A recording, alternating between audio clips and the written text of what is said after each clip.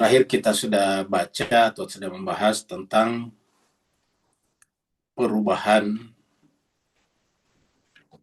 pendapat Mullah Sadra dari yang sebelumnya menganut prinsipalitas kuiditas asalatul mahiyah seperti gurunya Mirdamat, dan juga sebelumnya filosof besar seperti Syuhrawardi.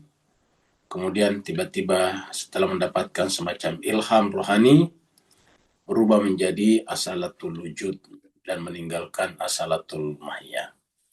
Mari kita masuk ke screen untuk meneruskan pembahasan ini.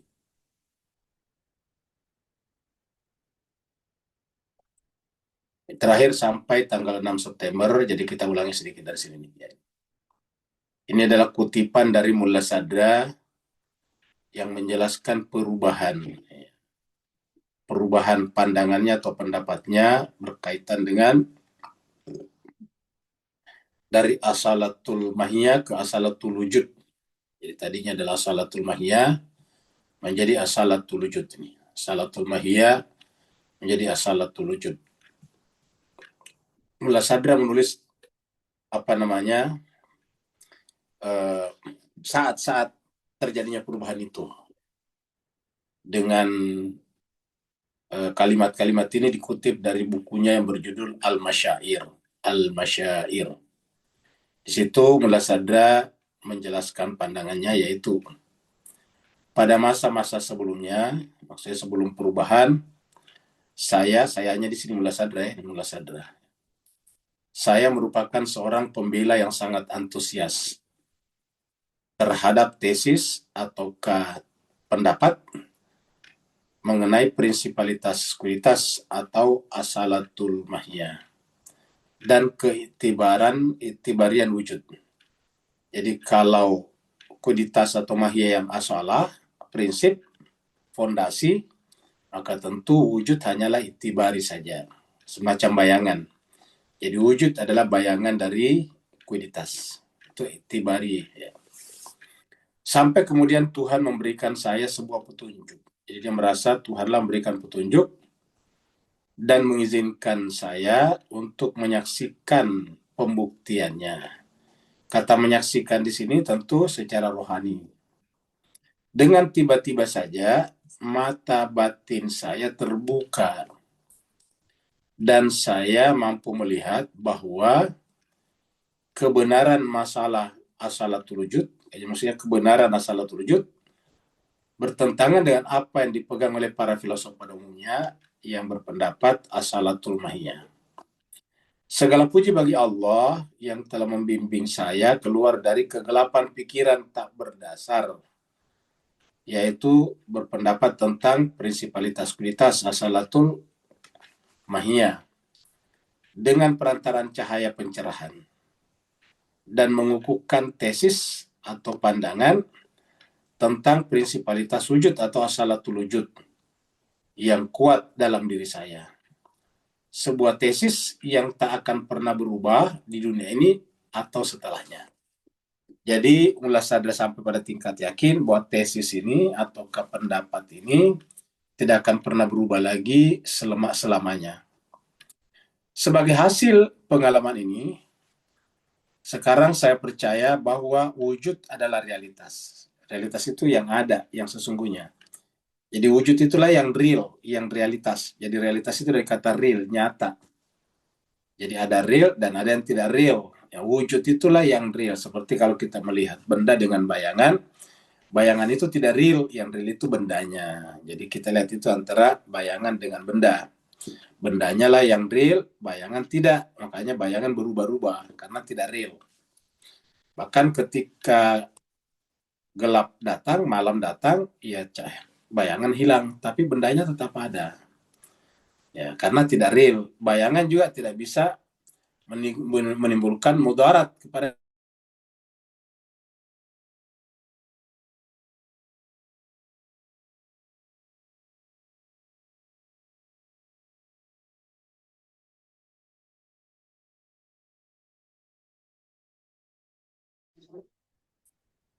di terantuk kayaknya.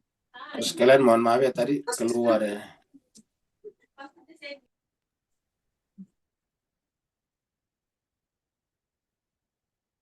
Nah, jadi kita teruskan lagi tadi ya.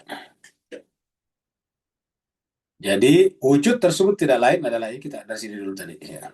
Mana tadi ini baru sampai di sini.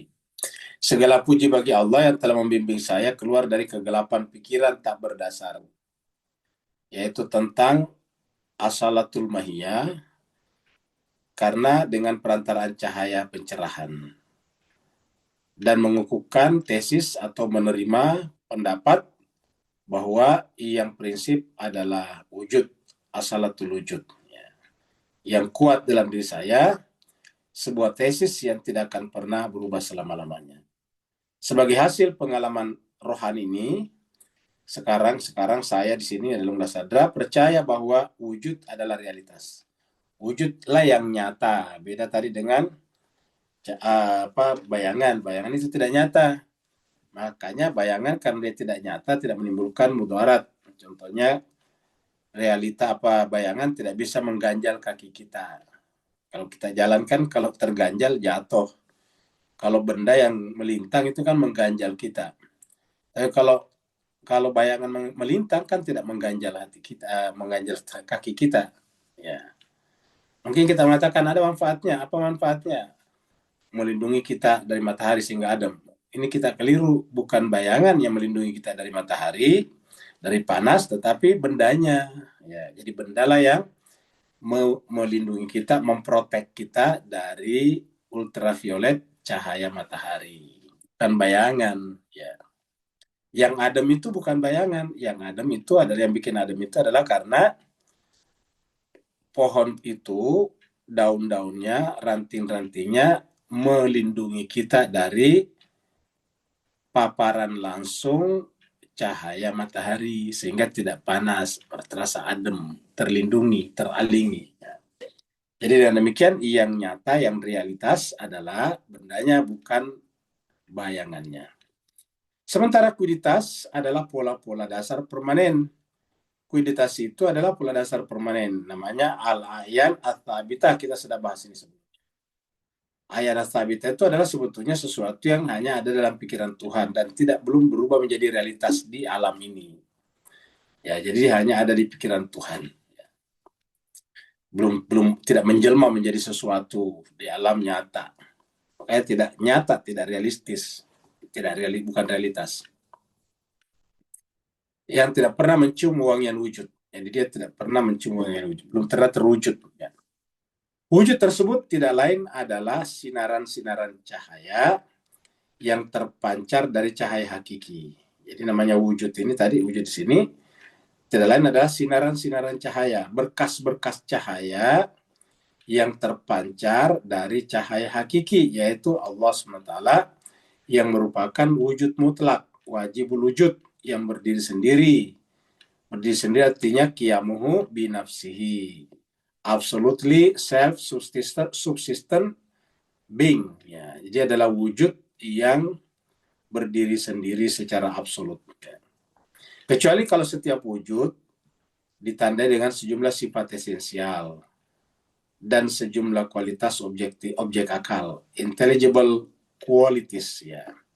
Aspek-aspek terakhir inilah yang dikenal sebagai kuiditas. Jadi inilah yang disebut dengan kuiditas. Jadi di paragraf inilah yang disebut dengan kuiditas, yaitu ayan at-thabitah. Contohnya misalnya dia ada dalam pikiran kita, ya, tetapi tidak ada di luar, kan kita sebutnya tidak realistis. Ya. Misalnya kita berpikir membayangkan diri kita terbang tanpa menggunakan alat, tanpa menggunakan kapal terbang, tanpa menggunakan para layang, membayangkan diri kita seorang diri tidak punya apa-apa, bisa terbang seperti burung. Nah, itu namanya tidak realistis. Itu memang ada di mana, di pikiran. Artinya kita bisa membayangkan dalam pikiran kita terbang, membentangkan tangan, ya, dari satu tempat ke tempat lain, tapi itu hanya hanya hayalan, takhayul namanya. Tidak bisa terwujud karena kalau kita terbang harus ada sayap, harus ada pendorong. Nah, kita lihat, maka kapal terbang itu dua unsur penting, yaitu pendorongnya dan sayapnya. Karena sayap itulah yang menyebabkan terjadinya keseimbangan, tidak ke kiri dan tidak ke kanan terlalu banyak, lalu kemudian sayap itulah yang menentukan naik turunnya kapal terbang atau pesawat. Nah, seperti itu. Nah, kita tidak punya sayap seperti itu. Nah, jadi kita anggap itu tidak realistis, bukan realitas. Itu hanya ada dalam pikiran. Nah, ketika itu ada dalam pikiran Tuhan, namanya ayan at-tabitah. Ayan at-tabitah. Ya. Sekarang kita masuk pada kalimat baru, paragraf baru. Dalam kalimat-kalimat ini, Mulla Sadra menyatakan dengan jelas asal mula keyakinannya terhadap prinsipalitas wujudnya. Jadi dalam kalimat-kalimat ini, Mulla Sadra menyatakan dengan jelas asal mula keyakinannya terhadap prinsipalitas wujud. Jadi dari mana kok tiba-tiba berpendapat bahwa yang prinsip yang utama adalah wujud, bukan kualitas. Nah, ini di atas ceritanya, yaitu melalui pencerahan rohani, melalui ilham, ya seperti itu. Tetapi dalam hampir semua penjelasannya perihal prinsip-prinsip umum, prinsip umum ini adalah bahasa Arabnya al-umur al-ammah, ya. Umur urusan umum. Ada disebut dengan prinsip. Kalau prinsip tadi adalah sudah asalah. Nah, umur ini adalah urusan-urusan umum. Jadi al-umur al-ammah.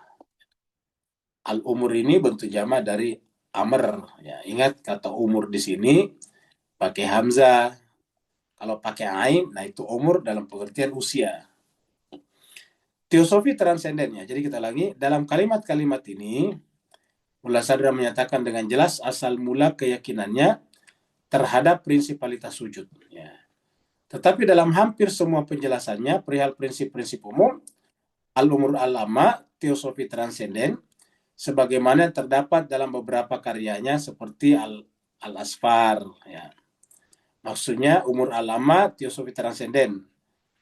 Ingat teosofi transenden ini adalah terjemahan, translation daripada Al-Hikmah Al-Muta'aliyah. Jadi itu adalah Al-Hikmah Al-Muta'aliyah. Jadi ini adalah Hikmah Muta'aliyah. Hikmah adalah teosofi, Muta'aliyah transenden. Ya. Jadi Hikmah Muta'aliyah. Sebagaimana terdapat dalam beberapa karyanya Mulla Sadra ini, karya Mulla Sadra. Seperti Asfar Al-Arba'ah, ya. Asyawahid Ar-Rububiyah, kesaksian ilahi. Syawahid itu kesaksian, ya, syahadah. Rububiyah ya ketuhanan. Jadi ada rububiyah, ya. Ada uluhiyah, biasa begitu. Jadi ada namanya tauhid rububiyah, tauhid uluhiyah, dan sebagainya. Al-Masyair, ya. Dan al-mabda wal ma'ad, permulaan dan akhir, awal dan akhir. Dia menunjukkan bukti-bukti pendapat ini seraya menolak semua argumen Suhrawardi. Ya, jadi filosof besar sebelum Mirdamat adalah Suhrawardi. Bahkan Mirdamat ini nggak ada apa-apanya dibandingkan Suhrawardi. Karena yang besar dalam sejarah Islam itu, kalau filsafat, yang besar pertama adalah Ibnu Sina. Yang kedua adalah Suhrawardi. Ketiga adalah Ibnu Arabi. Ya, keempat adalah Mulla Sadra. Ya, gitu. Makanya terkadang bahwa filosof atau teosofi transenden daripada Mulla Sadra berpijak di atas 3 pondasi utama. Yaitu pertama adalah Masyaiyahnya Ibnu Sina, kemudian Isyraqiyahnya Suhrawardi, dan kemudian Gnostiknya Ibnu Arabi. Ya, seperti itu. Nah, jadi dia menunjukkan bukti-bukti pendapat ini seraya menolak semua argumen Suhrawardi dan filosof lain, maksudnya filosof lain yang berkata tentang prinsipalitas kualitas, tentu saja termasuk Mirdamat yang merupakan guru langsung daripada Mulla Sadra sendiri. Jadi Suhrawardi dan filosof lain yang mengukuhkan prinsipalitas kualitas. Jadi yang mengukuhkan prinsipalitas kuiditas. Argumen-argumen ini kita lihat ini nomor 32 dulu ya. Kita lihat ini 32. Ya, jadi kita lihat footnote-nya biar lebih lengkap. Footnote-nya dari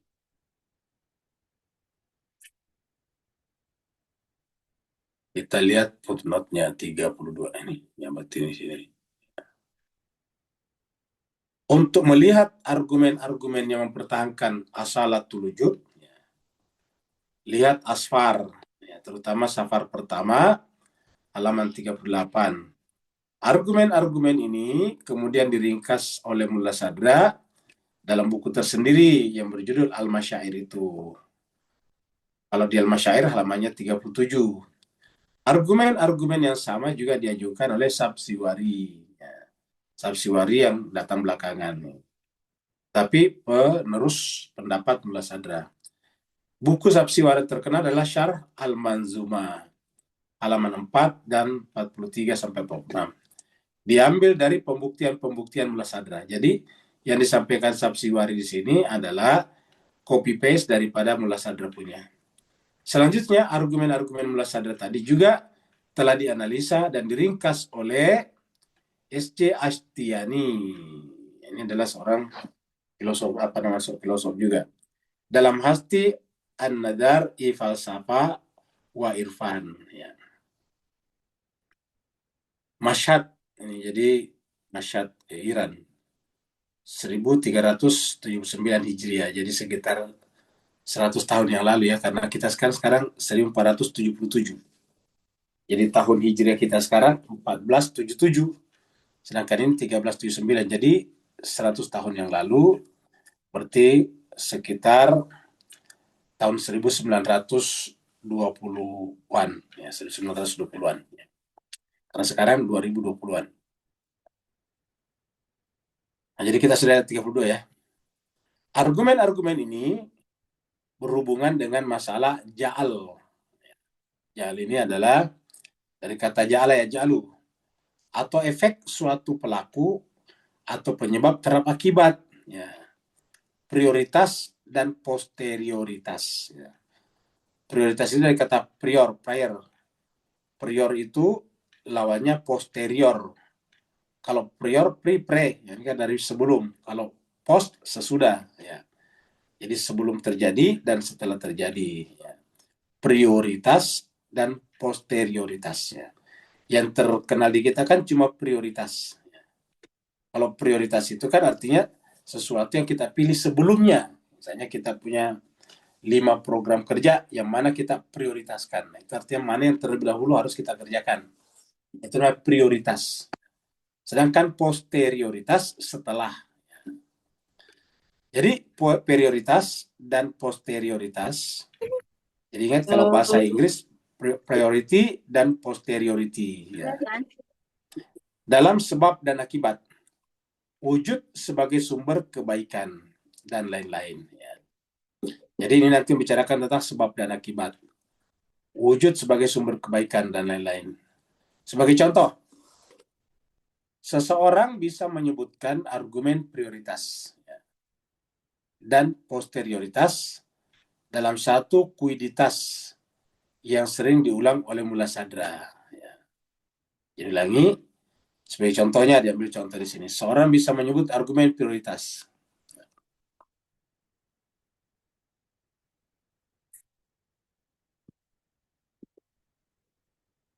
Jadi kita lihat di sini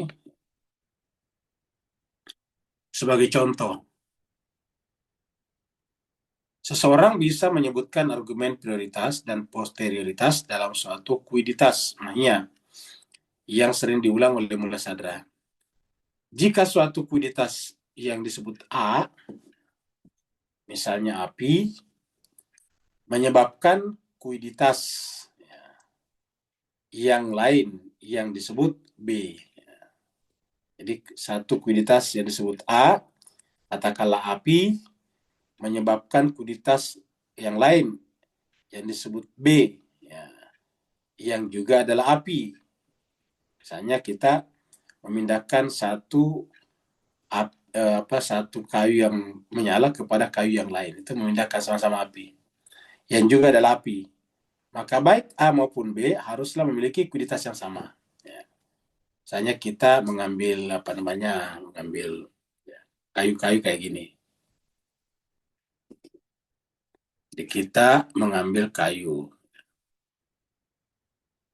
kayak gini.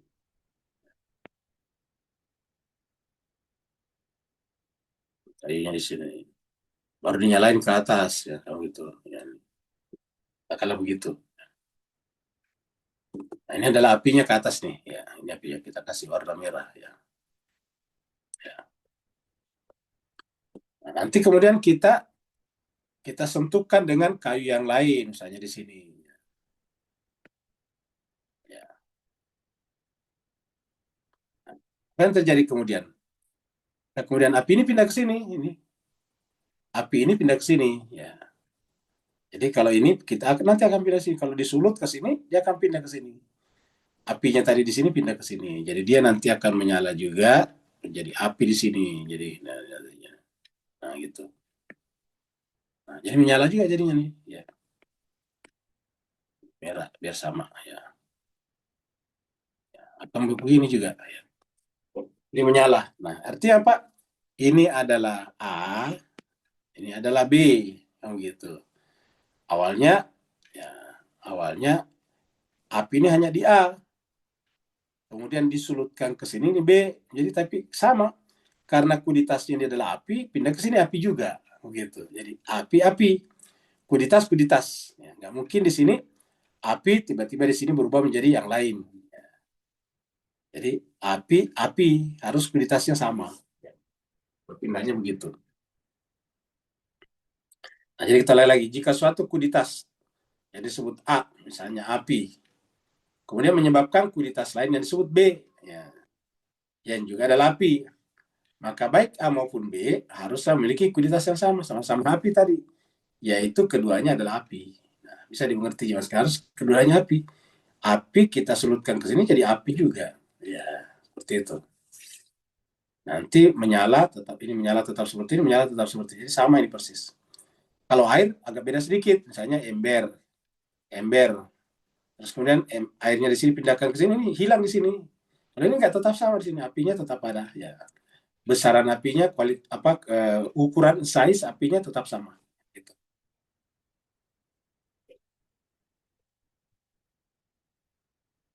Jika kita menerima prinsipalitas kuiditas, ya.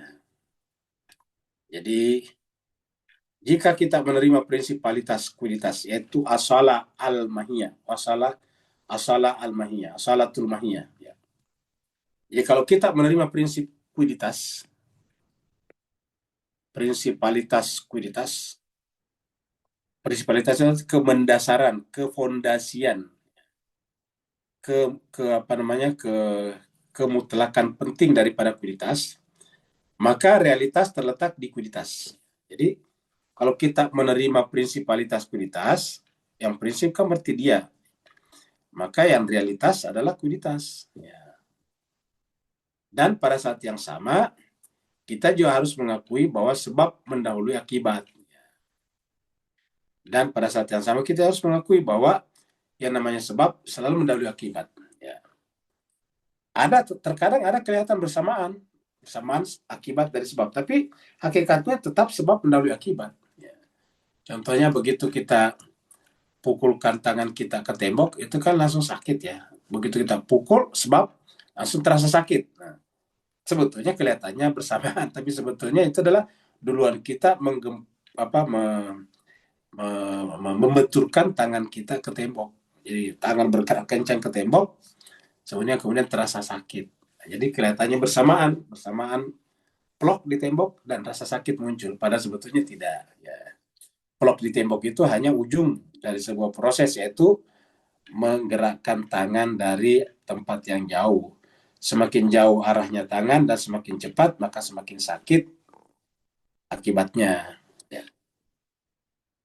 Lagi-lagi, jika kita menerima prinsipalitas kuiditas atau asalatul mahiyah, maka realitas terletak di kuiditas. Ingat, realitas terletak pada kuiditas. Ya. Jadi realitasnya terletak pada kuiditas. Realitas pada kuiditas. Nah, kalau realitas terletak pada kuiditas, berarti yang namanya wujud hanyalah iktibari tadinya. Hanya iktibari, hanyalah bayangan. Dan pada saat yang sama, kita juga harus mengakui bahwa sebab mendahului akibat. Oleh karena itu, kuiditas api yang sama dalam contoh di atas, itu A, adalah lebih dahulu, prior. Jadi, yang pertama itu priority, ya, prioritas, yakni sebagai sebab A, ya, dan posterior sebagai akibat B. Jadi kita lihat ini. Walaupun ini sama-sama kelihatannya, tetapi ini adalah dua yang berbeda. Ini A, ini B. Dan kita lihat tadi, ini yang pertama menyala, kan begitu. Ini yang pertama menyala. Karena ini yang pertama menyala, namanya yang pertama mendahului, ini namanya prior. Jadi priority, ya, prioritas. Ya. Ini dulu. Setelah itu baru kemudian kita pindahkan ke sini. Berarti ini adalah posteriority, yang gitu. Jadi ini kaitannya dengan ini mendahului ini mendahului ini, berarti namanya prioritas. Sedangkan ini datang setelah ini karena pindahkan ke sini, maka namanya posterioritas. Jadi A adalah prioritas, B adalah posterioritas. Bisa dimengerti Bapak sekalian. Jadi A-nya adalah prioritas. Jadi A-nya di sini adalah prioritas.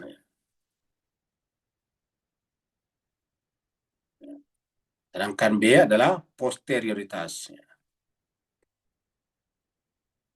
Prioritas. Ya. Nah, jadi ada prioritas atau priority dan ada posteriority. A, B. Kalau dibalik, B-nya duluan, ya berarti A-nya yang posterior. Tapi kalau B-nya duluan, kita sebut dia lagi A, ditukarkan begitu. Karena akan lebih dulu daripada B. A, B, C, D, A, B, C, D. Ya. Nah, jadi kita teruskan. Jadi, jika kita menerima prinsipalitas kuiditas, maka realitas terletak di kuiditas. Dan pada saat yang sama, kita juga harus mengakui bahwa sebab mendahului akibat. Ya, itu sudah menjadi apa ya? Menjadi aksioma. Sebab itu mendahului akibat. Namanya saya akibat. Jadi akibat datang setelah sebab. Ya.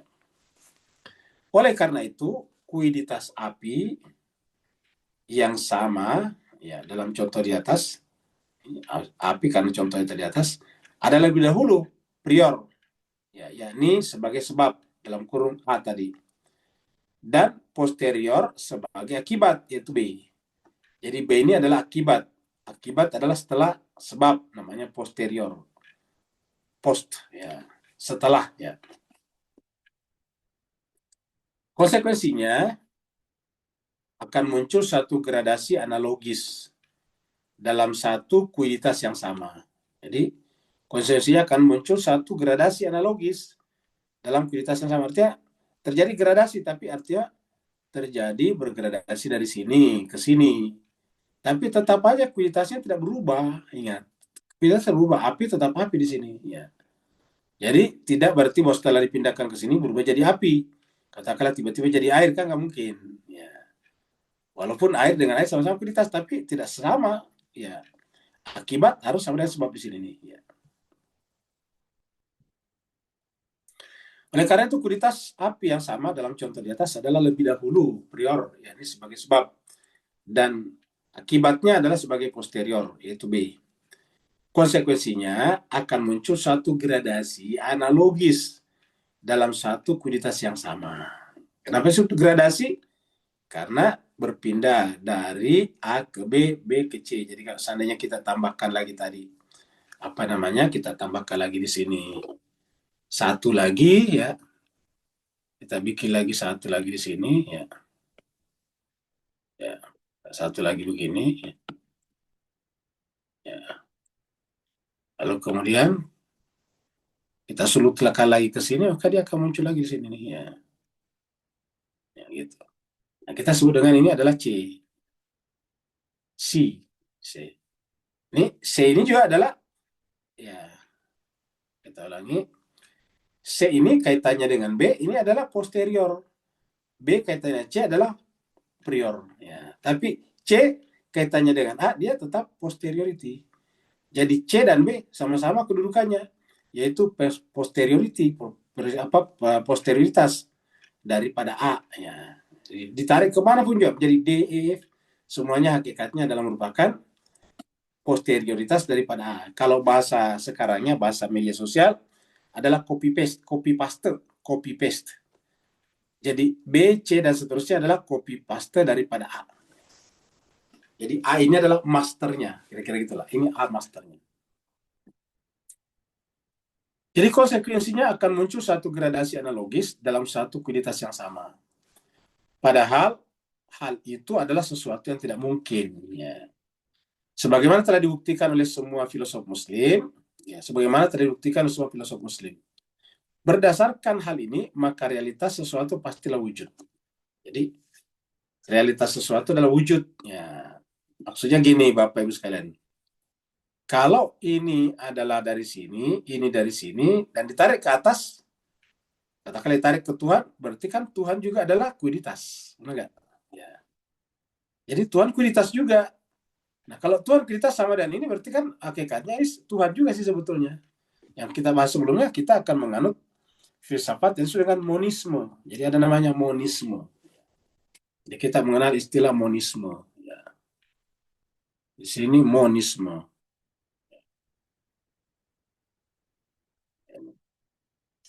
Dan statusnya di sini adalah kita menerima bukan lagi pancaran seperti yang dikatakan Shurwardi, tapi kita menerima emanasi seperti yang dikatakan Plotinus ya dalam filsafat neoplatonisme.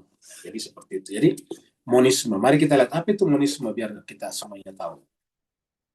Jadi monisme kita lihat di sini. Ini adalah monisme.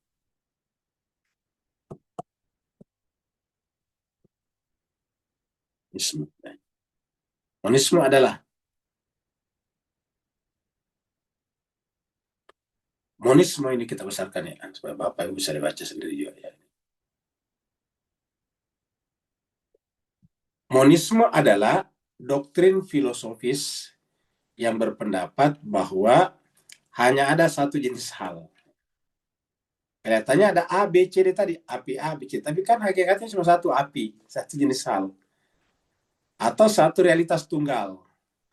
Yang mendasari seluruh keberadaan. Ya. Baik itu satu substansi tunggal, satu perangkat keyakinan yang benar, atau satu sistem hukum. Perspektif ini menolak dualisme, dua realitas. Dan pluralisme, banyak realitas. Dengan asumsi bahwa segala sesuatu berasal dari satu sumber yang sama dan saling terhubung. Ya. Artinya kalau berasal dari sumber yang sama, kalau yang di bawah kuiditas, yang di atas kuiditas juga, kan begitu tadi. Dalam konteks hukum, monisme berarti hukum internasional dan hukum domestik. Tapi ini adalah hukumnya. Kita ambil filsafat. Ya, ini filsafat ini. Ya. Ya. Filsafat monisme bertujuan menghilangkan dikotomi, seperti pemisahan antara pikiran dan tubuh, dan menjelaskan fenomena melalui suatu prinsip pemersatu atau satu substansi tunggal. Jadi artinya dalam filsafat monisme itu segala sesuatunya hanya satu, ya semuanya sama. Kita katakan semuanya adalah hakikatnya kuiditas. Bisa disebut dengan api, bisa disebut dengan gas, bisa disebut dengan tanah, bisa disebut dengan apalagi air, cair, semuanya adalah kuiditas. Ya, kalau kuiditas ini semuanya adalah sama, ya batu, kayu kan disebut dengan benda padat, ya sama saja hakikatnya. Benda padat, benda cair, benda gas, benda lain itu adalah hakikatnya adalah kuiditas. Nah, kalau ditarik ke atas berarti yang memberikannya itu adalah kuiditas juga. Berarti kan Tuhan kuiditas. Itu yang disebut dengan monisme filsafatnya. Ini yang disebut dengan monisme filsafat di sini. Ya, kita teruskan.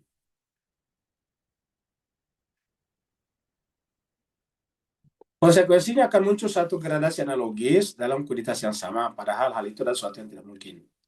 Sebagaimana telah dibuktikan oleh semua filosof Muslim, berdasarkan hal ini, maka realitas sesuatu pastilah wujud. Jadi realitasnya adalah wujud, yang nampak itu bisa saja adalah kuiditas. Wujud inilah yang memiliki gradasi, bukan kuiditas.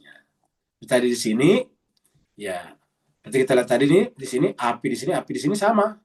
Tidak bergradasi dalam pengertian tidak seperti cahaya. Kalau cahaya itu kan semakin menjauh dari pusat, semakin redup. Semakin tidak terang. Nah, kalau di sini apakah api yang jauh dari sini lebih redup? Jawabannya tidak. Ya, sama saja. Nah, jadi itu adalah konsep prioritas dan posterioritas.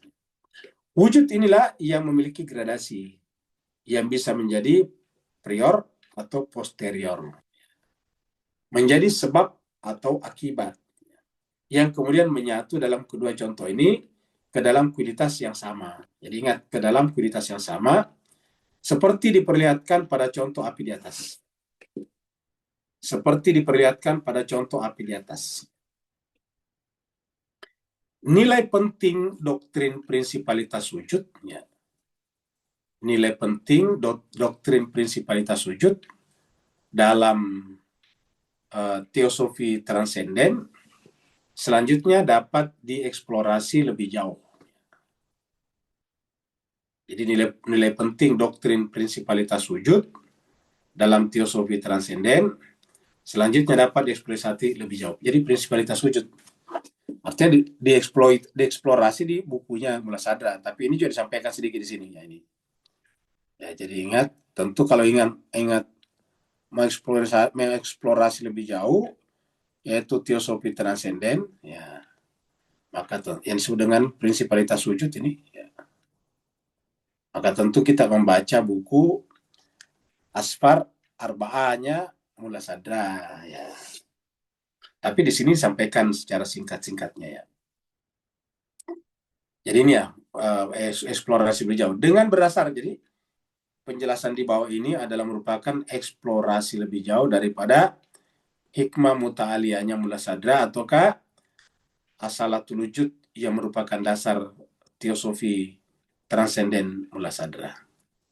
Dengan berdasarkan pada penyaksian baru terhadap realitas, doktrin ini menjadi pilar utama metafisika Mula Sadra. Ingat, pilar utama daripada metafisika Mula Sadra. Yang di satu sisi dia upayakan pembuktiannya secara logis. Ya. Artinya ini harus dipisah pertama secara logis. Ya. Di sisi lain, doktrin ini menjadi dasar dari pembuktiannya terhadap aspek-aspek ajaran yang lain. Ya. Jadi artinya ini bisa dibuktikan secara logis dari seluruh ajaran Mula Sadra yang lain bersandar di sini. Jadi seluruh ajaran Mula Sadra bersandar di sini. Di sisi lain, doktrin ini menjadi dasar dari pembuktian terhadap aspek-aspek ajaran Mula Sadra yang lain. Tapi doktrin ini pula, ya, doktrin ini menjadi mentransformasikan, ya, cetakan Aristotelian, ya, Aristotelian mold. Ya, kalau kita tarik dulu ke atas ini, menjadi pilar utama ilmu metafisika yang di satu sisi dia upayakan pembuktiannya secara logis, ya. Jadi ini tadi di atas, ya. Ini di satu sisi dia upayakan pembuktiannya secara logis, ya. Dan di sisi lain doktrin ini menjadi dasar dari pembuktian terhadap aspek-aspek atau ajaran Mula Sadra yang lain. Ya. Doktrin ini yaitu asalatul wujud mentransformasikan cetakan Aristotelian, cetakan Aristotelian. Dalam filsafat Islam awal, Aristotelian awal itu adalah sebetulnya sudah mulai berbicara tentang wujud itu, ya, gitu. Cuma tidak, ya ibaratnya cuma samar-samar saja. Ya. Aristoteles juga tidak secara rinci menjelaskan itu, dan ketika jatuh ke tangan Muslim Aristotelian, harusnya filosof Muslim yang sangat Aristotelian yaitu Ibnu Sina, ya, termasuk Al-Farabi, maka juga kemudian tidak membahasnya secara rinci. Nanti ketika tiba di tangan Mula Sadra lah itu dijelaskan secara rinci. Lagi-lagi, doktrin ini mentransformasikan cetakan Aristotelian, atau kita bisa sebut juga sebagai jejak Aristoteles ya, dalam filsafat Islam yang awal. Menjadikan subjek metafisika, ingat, menjadikan subjek metafisika bukan pada maujud. Menjadikan subjek metafisika bukan pada maujud. Ya, maujud itu, ini bahasa Jermannya ens, atau bahasa Perancisnya, karena bahasa Perancis ditarik kemarin. Tetapi pada tindakan wujud itu sendiri atau esse. Jadi maujud ens, sedangkan kalau tindakannya adalah esse. Ingat kata esse, esensi. Ya. Serta menyediakan sebuah pandangan baru tentang tatanan terdalam dari realitas. Ya. Yang mana segala sesuatu dianggap sebagai kehadiran, hudur atau syuhud. Ya. Tindakan wujud atau perintah amar ilahi itu sendiri. Dengan apa perintah ilahi di sini? Amar, innama amruh, ya kan begitu. Innama amruhu, ya. Amarnya hanya saja amarnya Allah, innama amruhu, ya, idza arada syai'a ay yaqula lahu kun fayakun. Ya, gitu. Jadi innama amruhu idza arada syai'a ay yaqula lahu kun fayakun. Ya. Jadi apa yang kun fayakun itu yang tadi kita sebut dengan, yang kita lihat tadi, sebut dengan esensi, tetapi yang sudah bersama dengan wujud, ya, bersama dengan wujud. Lebih dari itu, melalui doktrin inilah Mulla Sadra mampu memperlihatkan tautan atau tadi hubungan yang menghubungkan semua tingkatan realitas secara bersama-sama, dan pada akhirnya memperjelas doktrin kesatuan transenden dari wujud yang disebut dengan wahdatul wujud, ya. Jadi inilah yang terkenal dengan istilah wahdatul wujud, ya. Jadi kesatuan memperjelas, ya, kita memperjelas doktrin kesatuan transenden dari wujud. Kesatuan transenden dari wujud inilah yang disebut dalam bahasa Arab wahdatul wujud, ya. Wahdatul wujud. Ingat, kalau kita melihat meja itu bukan wujud, maujud. Ya, dia sendiri, mejanya dalam pengertian kayu dan sebagainya, bentuknya itu kita anggap sebagai kualitas. Ya. Tetapi kenapa kita bisa menggunakan meja itu, ataukah menunjuk meja itu, atau membicarakan meja itu? Karena meja itu ada. Ya. Dan ada dengan meja dua hal yang berbeda. Ya, dua hal yang berbeda. Kalau dia sama, berarti rusaknya meja, rusaknya wujud. Sedangkan wujud kan tidak bisa rusak. Ya. Wujud itu abadi. Ya. Kalau meja tadi sesuai kualitas tidak abadi. Ya. Jadi lagi-lagi, pada akhirnya memperjelas doktrin kesatuan transenden dari wujud, yang terkenal dengan wahdatul wujud. Ya. Wahdatul wujud ini terkadang dipahami di Pulau Jawa dengan istilah manunggal. Manunggal itu menyatu wahdah. Manunggaling kaulolan Gusti.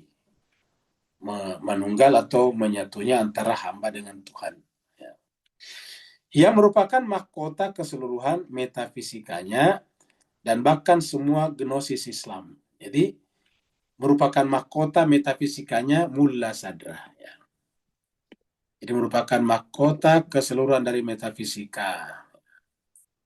Fisika di sini adalah Mulla Sadra. Jadi ini adalah Mulla Sadra.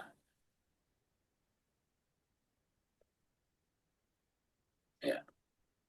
Jadi metafisika Mulla Sadra. Dan bahkan semua gnosis Islam. Ya. Makanya di antara yang mempopulerkan istilah wahdatul wujud itu adalah Ibnu Arabi. Nah, Ibnu Arabi sendiri adalah seorang gnosis Islam. Bahkan kita sebut ajarannya Ibnu Arabi dengan gnosis Islam. Gnosis Islam. Jadi tadi ada yang disebut dengan Isyraq, ya, yaitu Surawardi. Jadi ada yang disebut dengan apa namanya, wujud dia daripada Ibnu Sina, tapi diperdalam oleh Mullah Sadra. Nah, seperti itu. Kemudian ada gnosis Islam, terutama pada Ibnu Arabi. Ya. Kendati secara implisit doktrin kesatuan transenden dari wujud banyak terkandung dalam ayat-ayat Al-Quran dan bahkan dalam kalimat syahadat la ilaha illallah. Coba lihat ini. Ya. Jadi kendati secara implisit, ya, implisit itu artinya tidak apa ya, tidak terang, tidak apa, tidak konkret. Ya, implisit itu lawan daripada eksplisit. Nah, ini. Jadi implisit ini nanti lawannya ini eksplisit. Ya, jadi kita lihat. Jadi kalau implisit itu ya, tidak kelihatan di luarannya, ini implisit.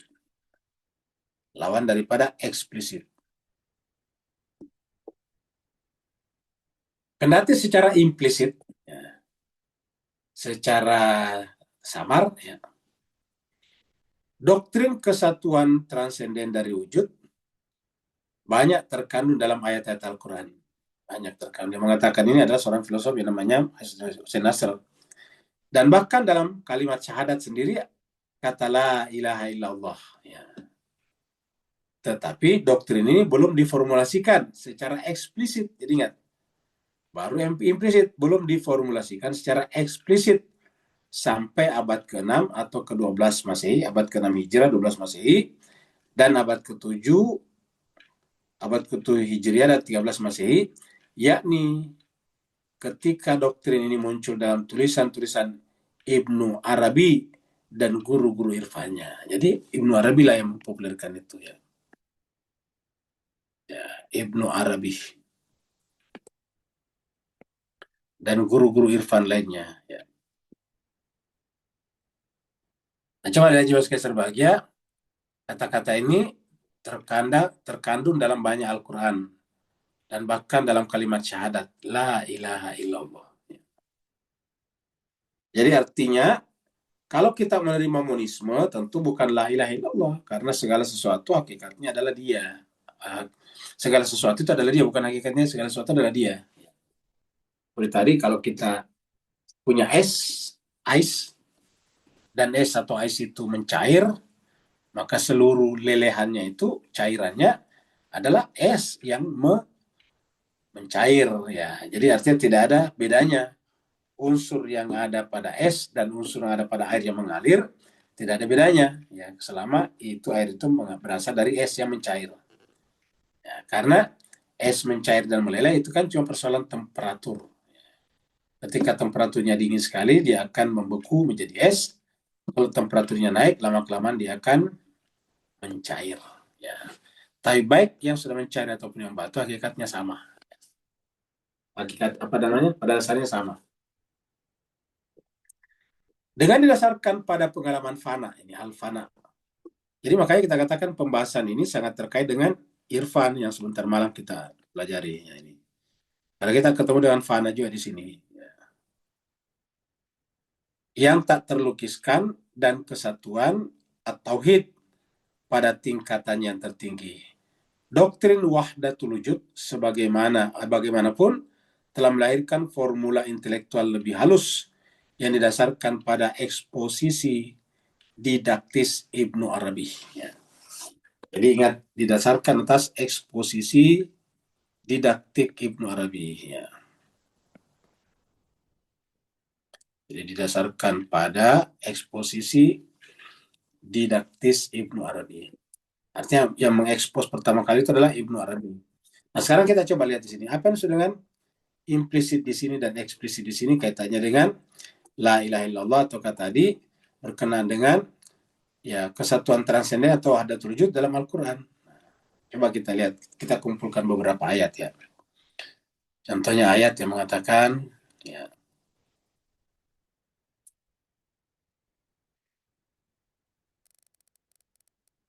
57.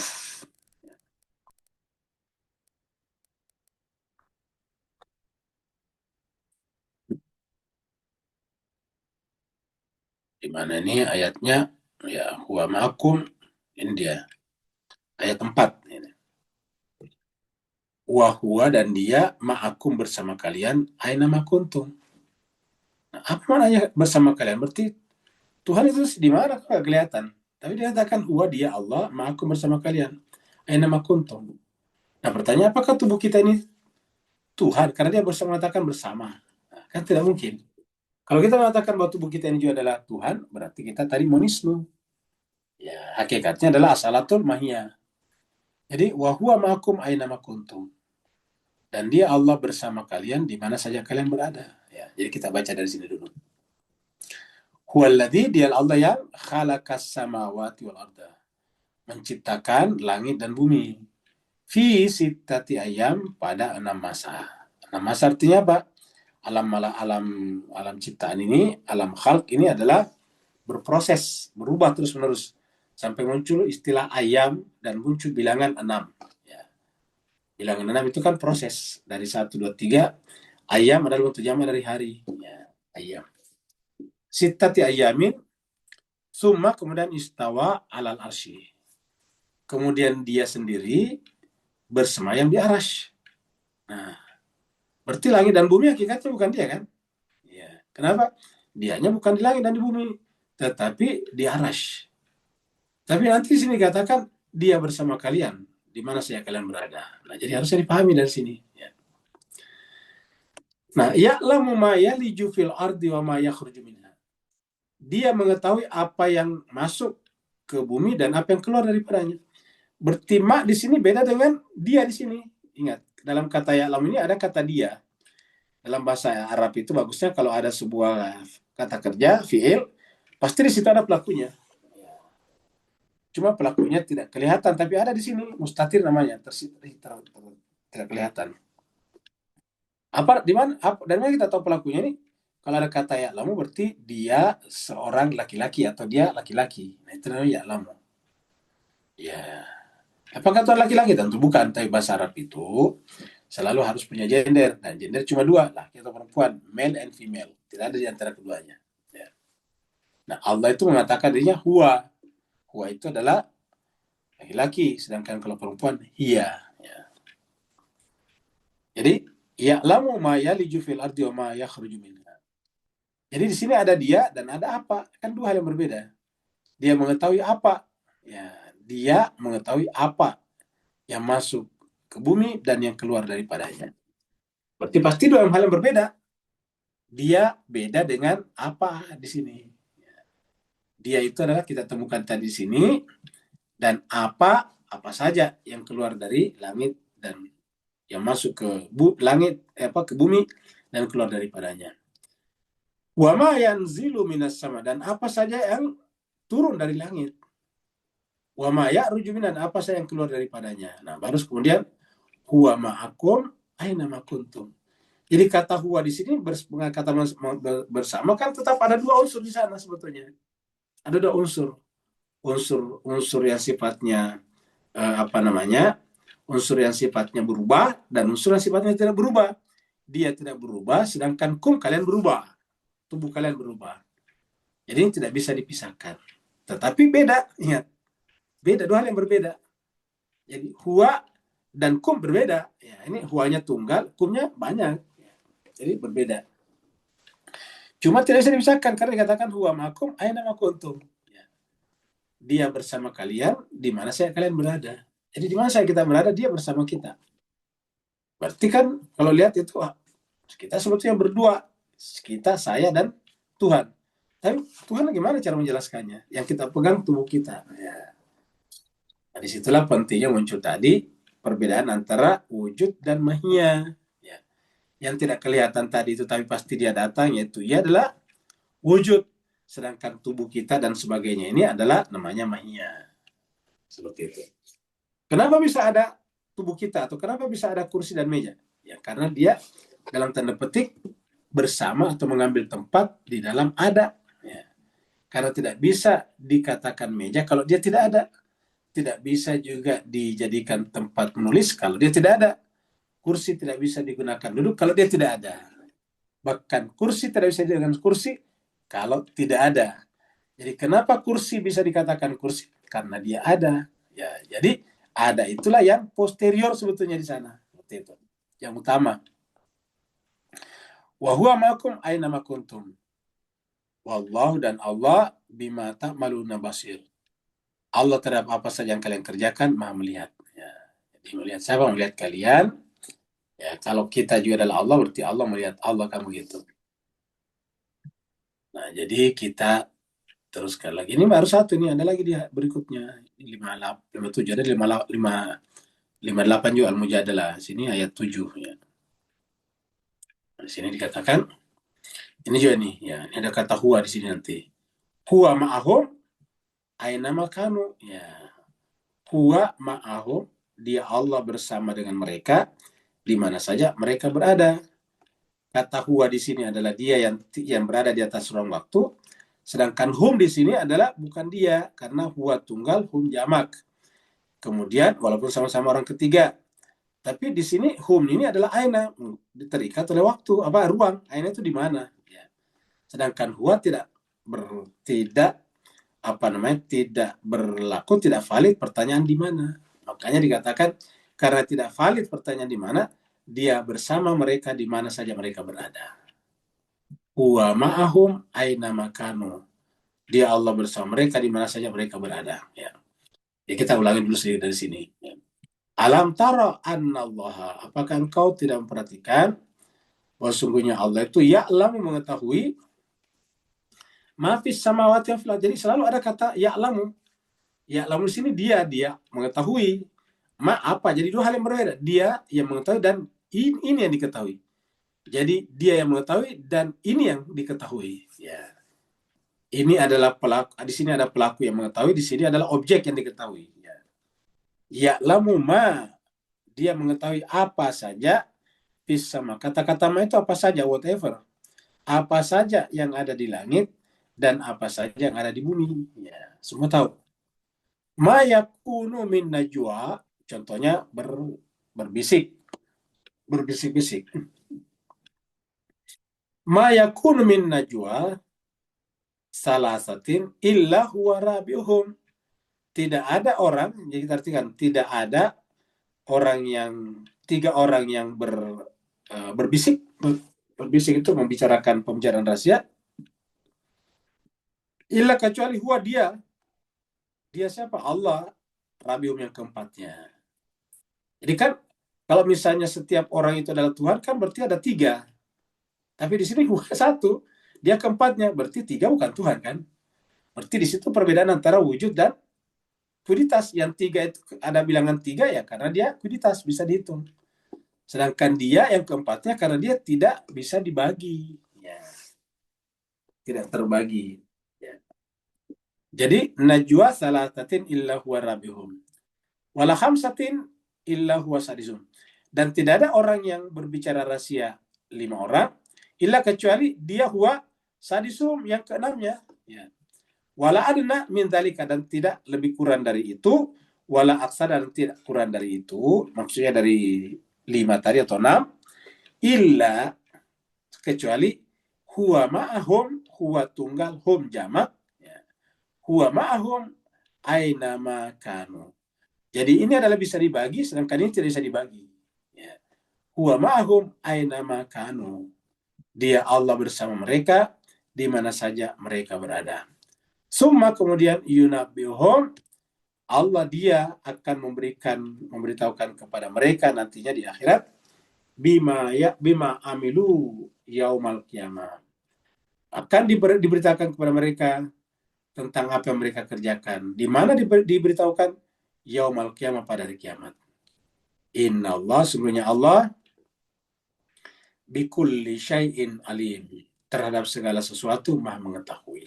Jadi saya kira dari ayat-ayat Al-Quran jelas ya, antara mengetahui dan diketahui, tapi tidak bisa terpisah, menyatu tapi berbeda, karena dia yang tadi tunggal itu tidak bisa dibagi-bagi, sedangkan yang disebut dengan kuiditas ini terbagi-bagi. Ya.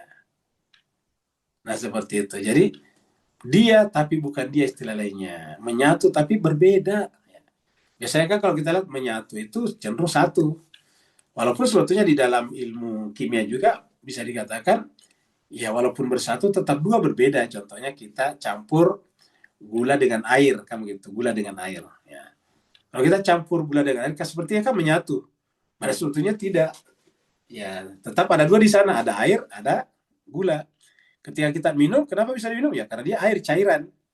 Tapi begitu kita minum, ada manis. Kenapa? Karena ada gulanya. Tapi gulanya mana? Enggak ada, larut, ya, menyatu dengan air. Ya, jadi seakan-akan satu, pada tetap dua. Mana buktinya? Air dan gula tetap bisa dipisahkan, yaitu dipanasi terus-menerus sampai semua airnya menguap, tersisalah gulanya, kurang lebih begitu.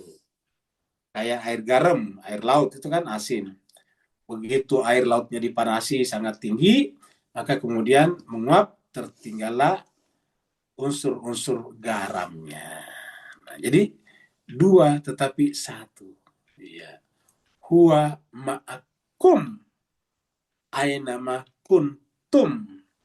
Huwa ma'ahum ainama kanu. Nah, seperti itu. Jadi semuanya jelas. Jadi huwa ma'ahum ainama kanu. Kanu di sini mereka. Ya, ini sama dengan hum, mereka. Kalau tadi di surat al-muj ala apa al al al, al hadid, huwa ma'akum ainama kuntum. Ya. Tum artinya jamak, huwa tunggal. Kum jamak, huwa tunggal. Jadi dalam kemajemukan ini dia ada dan dia tetap satu. Dan karenanya bertentangan dengan teori monisme tadi yang menyebabkan terjadinya pluralitas. Ya, pluralitas Tuhan.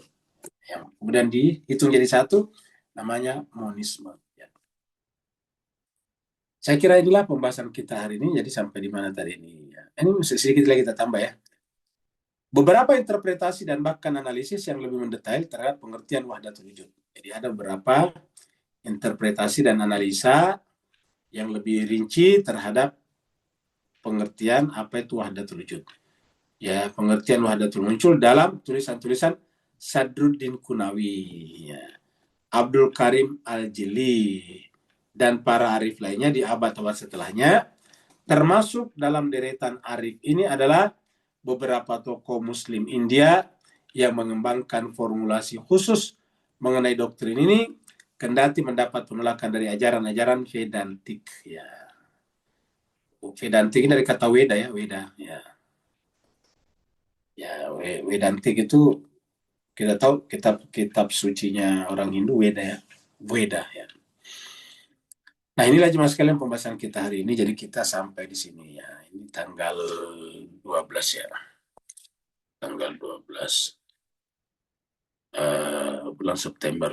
Tidak berasa sudah September 25. Dan jemaah sekalian berbahagia, ada sedikit pengumuman bahwa hari Sabtu depan, baik hikmah atau filsafat dan juga Irfan malam itu, untuk minggu depan ya, hari Sabtu depan kita tidak ada kelas. Apa sebabnya? Karenanya. Karena kami pekan depan itu sedang on the way, perjalanan menuju ke Sulawesi karena kita ada undangan di sana untuk mengisi acara Mauludan, jadi kita akan ke Sulawesi. Jadi insya Allah, jadi berarti minggu depan kita tidak ada kelas ya, hari Sabtu. Silakan yang mau bertanya. Assalamualaikum Ustaz. Waalaikumsalam warahmatullahi wabarakatuh. Silakan Pak Nur. Alhamdulillah barakallahu fi abdi Bismillahirrahmanirrahim. Muhammad wa ali Muhammad wa ajib. Astagfirullahaladzim. Bismillahirrahmanirrahim. Ustaz, kembali kepada tubuh itu adalah kualitas mahya. Kemudian ruhku adalah wujud mutlak. Nah, dalam penyatuan waktu kita kat muka bumi ni Ustaz, dalam sisi af'alnya tadi, maka tidakkah nafas Tuhan tu sendiri yang memberi daya pada tubuh kita yang sebenarnya is nothing untuk berfungsi. Sehingga kan bila nafas berakhir, maka fungsi tadi pun berakhir. So, beri pencerahan bagaimana dan di mana kita melempiaskan tugasan yang buat kita bertanggungjawab di dunia dan akhirat compare dengan Allah tu sendiri dalam membantu kita dalam percentage berapa persen tadi Ustaz. Barakallahu fi afwan. Nah, baik Mas Geser, bagian kita lihat dulu di sini bagus nih ya. Kita lihat di sini, kita cari dulu ayat yang berkenaan dengan Nabi Isa, ya, meniupkan burung. Jadi kita lihat toir, ya. Nah, jadi kita lihat di sini surat Al-Maidah kalau tidak salah, ya. Nah, ini dia. Surat Al-Maidah 110. Ya, kita lihat di sini. Al-Maidah 110.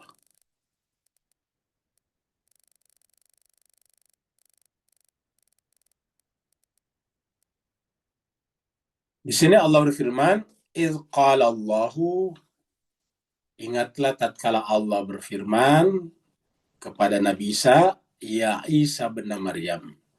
Wahai Isa putra Maryam. Wahai Isa ibn Maryam. Ya. Ulkur, ingatlah, sebutlah, ya, nikmati, nikmatku alaika yang diberikan kepadamu. Wa ala walidatika, dan juga kepada ibumu, kan kedua orang tua, kepada ibumu. Walidah itu adalah ibu, kan kedua orang tua karena dia tidak punya bapak. Ala walidatika, kepada ibumu.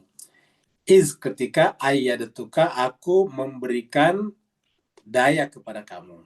Ya, berikan daya. Ayat itu kekuatan, dari kata yad, tangan. Ya. Birohil kudus, dengan Ruhul Kudus. Ya. Jadi diberikan kekuatan dengan Ruhul Kudus. Tukallimun nasa, sehingga kamu bisa berbicara kepada manusia fil mahdi, di dalam buayan, wakahla, dan dewasa. Maksudnya pembicaraan kamu waktu buayan sama ketika dewasa. Kalau biasanya kita balita kan berbicaranya belum sempurna. Nah, kalau ini Nabi Isa sudah sempurna. Jadi pembicaraannya di dalam buayan sama dengan ketika sudah dewasa. Wa'id alam tuka, dan ingatlah ketika aku mengajarkan kalian. Alam tuka, kata alam tuka ini sama ketika Allah mengatakan kepada Adam, alama Adam. Ya. Alam tuka alkitabah, kitab suci. Wal hikmata, dan hikmah. Nah, ini kita belajar sekarang hikmah. Wat taurata, Taurat. Ya. Wal injila, Injil. Wa'id, dan ingat saja ketika takhluku, kamu menciptakan. Takhluku dari kata khalaqa yakhluku, menciptakan, membentuk. Minat tini, dari tanah. Wa takhluqu minat tini kahayati toiri, kamu membuat dari tanah seperti hay'a, bentuk, at-tair, burung. Jadi kamu membuat tanah seperti burung, kira-kira gitulah. Biizni, atas izinku, atas perintahku. Lalu kemudian setelah selesai patung burung, kita selesai patung burungnya patung tanah, ya, patung burung terbuat dari tanah. Setelah selesai, fatanfuhu, kamu kemudian meniup. Ya, tanfu itu meniup tadi yang dikatakan Pak Nur. Fatanfuhu, kamu meniup. Fiha, padanya. Kamu meniup padanya. Fatakunu, maka kemudian menjadilah toira biizni. Maka menjadilah burung itu biizni, ya, izinku. Atas izinku. Maksudnya menjadi burung beneran. Tadi kan cuma tanah nih. Ini tadi cuma bentuk tanah. Ini tadi hayati toiri. Kahayati toiri. Seperti bentuk burung. Sekarang setelah ditiup, fatakun toiran. Maka benar-benar menjadi burung hidup yang beneran.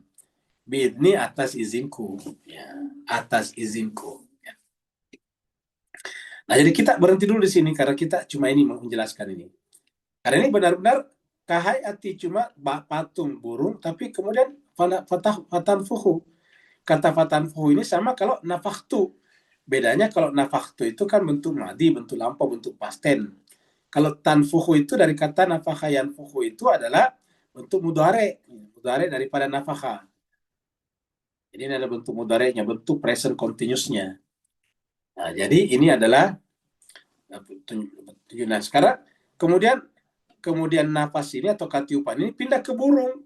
Ke burung ini tadi akhirnya menjadi burung beneran. Nah, ketika dia pindah dengan kondisi yang sama, maka dia bukan sebetulnya wujud. Nah, dia adalah apa? Dia adalah kuiditas tadi. Ingat tadi kuiditas. Karena bisa digandakan. Kalau wujud itu tidak bisa digandakan. Seperti tadi ingat api tadi, itu kuiditas, berpindah-pindah dari apa namanya, dari prioritas ke apa namanya tadi, posterioritas ya. Itu dari A ke B, B ke C dan seterusnya. Itu tetap sama. Seluruh manusia punya nafas yang sama. Nah, tetapi Tuhan yang meniupkan itu pasti bukan itu. Ya, Tuhan. Jadi itu nafas Tuhan bukan Tuhan. Dengan demikian, nafas Tuhan adalah sebetulnya bagian daripada kualitasnya, sedangkan Tuhan yang benar-benar disebut dengan laisa kamitsli syai'un itu tidak ada yang serupa dengannya, termasuk tidak serupa dengan tiupan, tidak serupa juga dengan cahaya, maka itulah zatnya yang sesungguhnya, yang tidak bisa dibagi-bagi, tidak juga bisa menjadi bagian dari sesuatu yang lain, dan sesuatu yang lain bukan juga bagian daripadanya.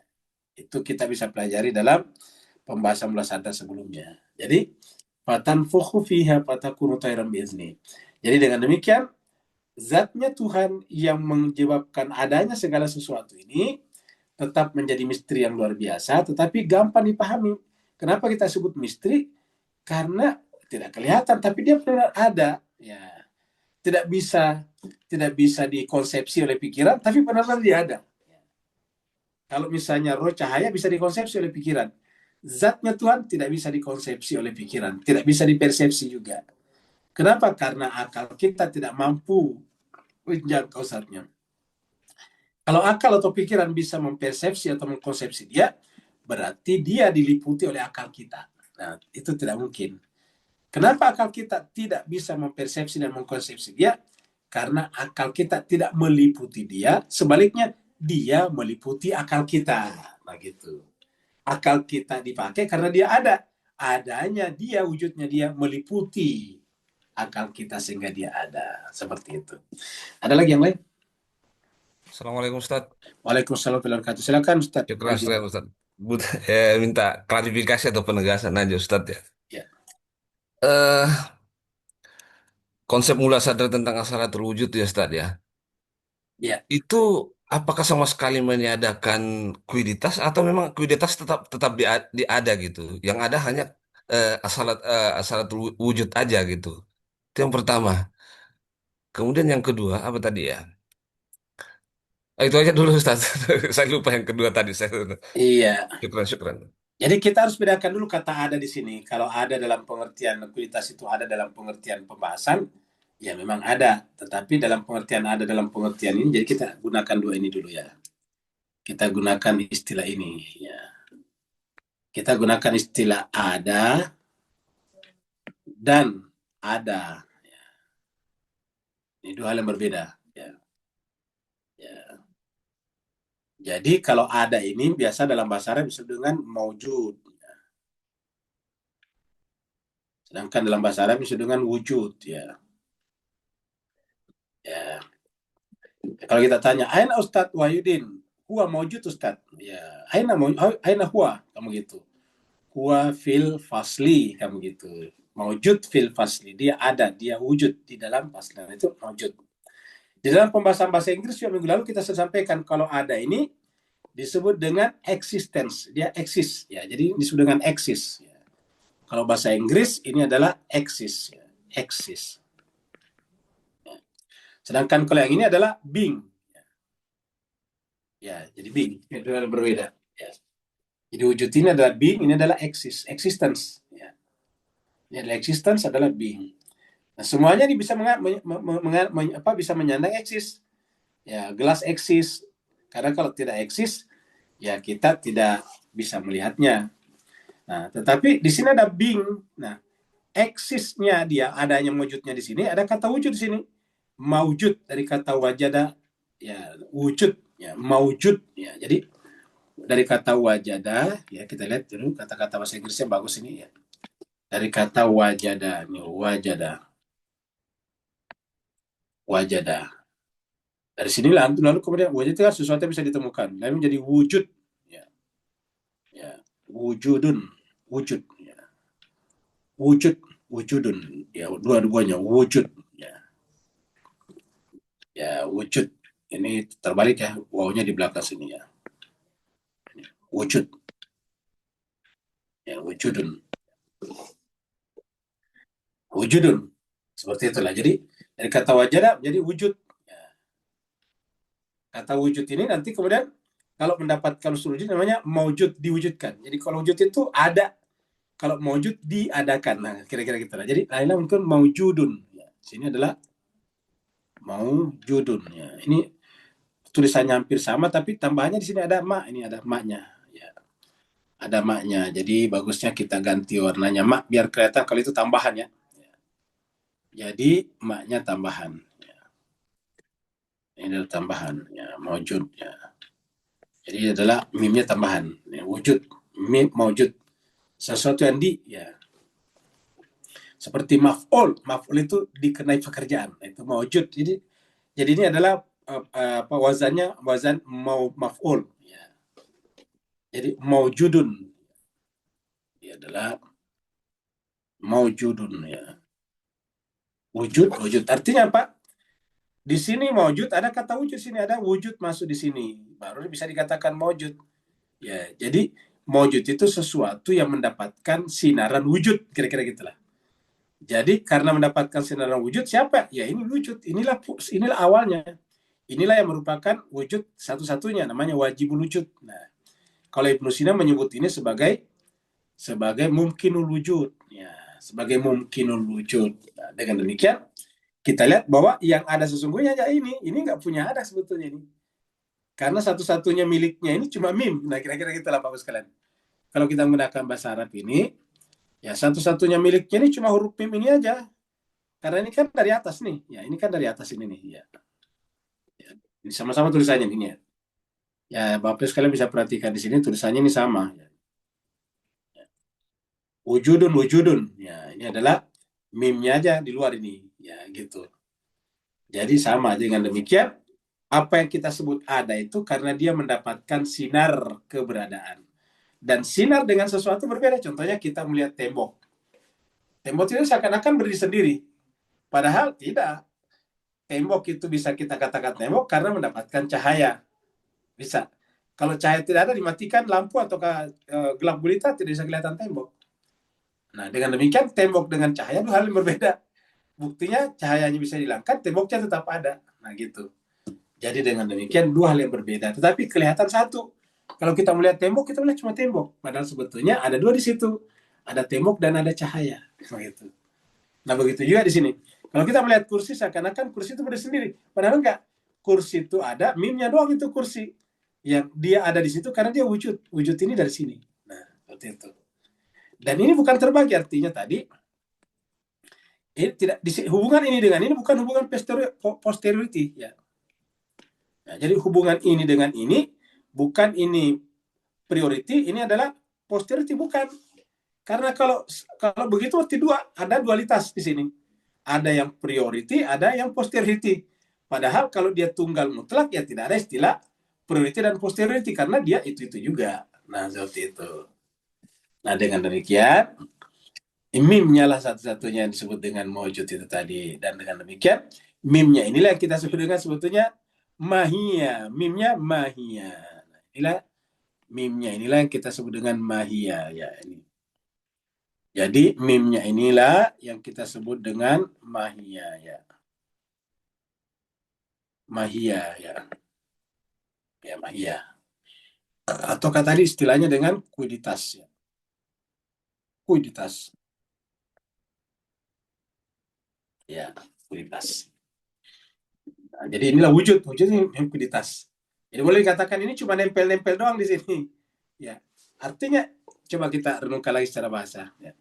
Kalau ini kita potong, ini tetap mempunyai makna. Ya, setahu aja bisa lihat. Kalau ini kita hilangkan, dia tetap ada. Tapi kalau ini ditiadakan, ini nggak punya makna, ini mim doang nggak ada. Jadi kalau si wujud ini kita hilangkan, misalnya kita coret lah, ya. Kita coret ini, ya. Ya, mimnya nggak ada maknanya, mim doang. Ya. Nah, jadi mim ini bermakna karena ada kata wujud di sini. Nah, itulah dari sisi olah bahasanya seperti itu. Sehingga mahia ini adalah boleh dikata kita selalu sebutkan tadi dia adalah bayangan saja. Dia tidak, dan bayangan itu bukan sesuatu yang menentukan bendanya. Bayangan nggak ada manfaatnya terhadap benda sebetulnya. Istilah Tuhan itu kalian itu adalah fakir. Jadi bayangan itu terhadap benda. Jadi kalau kita punya benda di sini, katakanlah kita punya benda di sini, ya. Kemudian ada bayangannya ke sini, ya. Nah, bayangan ini tidak ada artinya, tidak ada artinya si bayangan ini kita sebut dengan bayangan, ya. Ini kita sebut dengan bayangan, ya. Nah, bayangan ini nggak berpengaruh apa-apa di sini. Ya, contohnya bayangan kita tarik. Dalam pengertian apa bisa ditarik? Kan tidak bisa. Sehingga diapain pun diinjak-injak ini, ya nggak berpengaruh di sini. Kenapa? Karena ini nggak ada sebetulnya. Kayak gitu-gitu. Kayak kita di depan cermin. Kan ada tuh bayangan kita di dalam. Bayangan kita di cermin. Kalau kita tonjok itu bayangan kita di cermin, apakah kemudian menjadi sakit di kita? Enggak. Karena tidak berpengaruh sama sekali. Ya. Walaupun kalau kita lihat di bayangan di cermin atau di kaca, itu sama dengan kita. Persis sama. Ya. Wajahnya, bajunya, sama persis. Tapi enggak berpengaruh sama sekali. Ditembak kita di dalam cermin, enggak berpengaruh di kita. Ya. Yang hancur cuma kacanya, yang bayangan enggak. Karena dia enggak ada hakikatnya. Tapi bayangan. Tapi itu tadi repot juga kalau orang ngomong, loh, kok nggak ada? Ya itu kelihatannya ada, tapi sebetulnya tidak ada. Buktinya apa?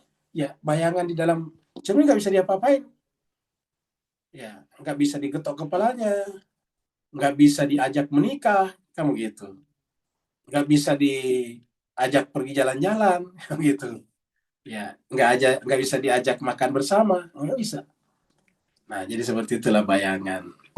Nah itulah sebetulnya kuiditas. Jadi memang kelihatan ada, tapi tidak ada sebetulnya. Kelihatan ada karena dia nempel pada wujud ini mim. Ya. Saya kira jemaah sekalian inilah pembahasan kita pada kesempatan kali ini. Mudah-mudahan ada manfaatnya. Walaupun Ada pertanyaan, Ustaz. Masih Ada. ada Ustaz. Ya. Kenapa, Ustaz Widin? Iya, akhirnya pertanyaan saya kedua muncul Ustaz tadi itu Ustaz ya. Iya, apa itu? Tentang konsep asalatul wujud dan wahdatul wujud ya. Iya. Secara apa ya? Bayangan kita bisa mengatakan bahwa itu hampir sama gitu. Tapi menurut saya ini saya mungkin kedangkalan saya Ustaz ya. Itu Iya. berbeda gitu.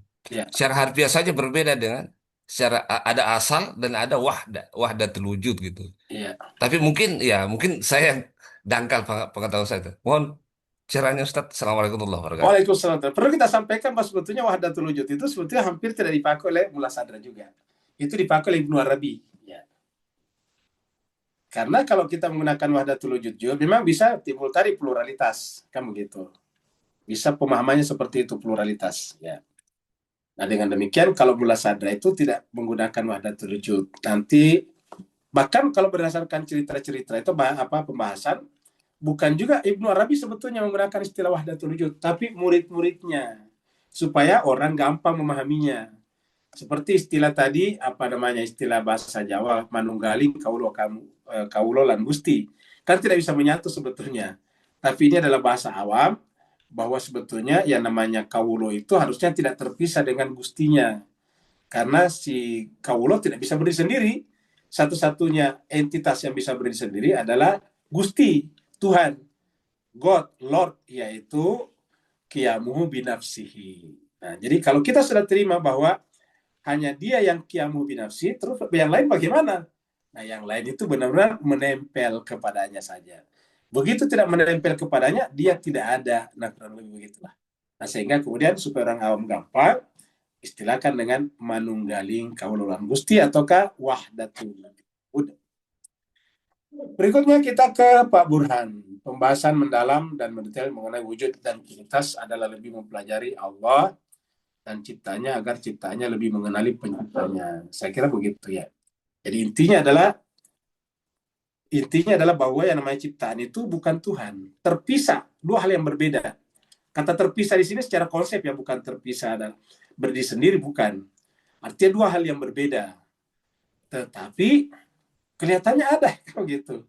Dua hal yang berbeda. Ya, yang nampak oleh kita, terutama panca indera kita, justru yang makhluk. Yang khalik nggak kelihatan. Karena khalik ini tidak terjangkau oleh indera kita seakan-akan menganggap dia tidak ada. Padahal justru dialah yang menyebabkan adanya tadi khalik, khalq, ciptaan. Dialah yang menyebabkan adanya kursi, meja, pohon kayu, dan sebagainya. Nah, seperti itu. Nah, ini memang butuh renungan-renungan. Proses renungan ini bisa dilakukan sambil melakukan apa yang disebut dengan mukasyafah. menyingkapkan sedikit demi sedikit, sehingga ketika kita sudah sampai kepada pemahaman seperti mana Mullah Sadar tadi mendapatkan ilham, sampai kepada apa yang disebut dengan musyahadah.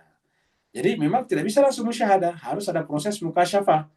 Nah, mukasyafah inilah yang terkadang kita butuh bantuan dari para arif bijaksana untuk menjelaskannya. Tapi sesempurna-sempurna penjelasan tidak seperti aslinya.